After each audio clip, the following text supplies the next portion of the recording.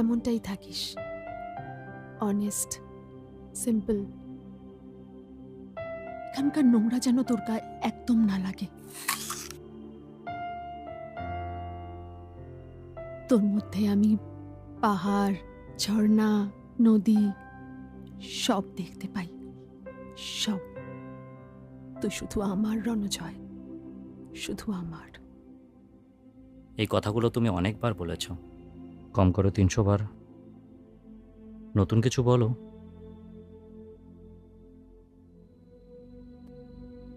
মনে হয় দূরে কোথাও চলে যাই।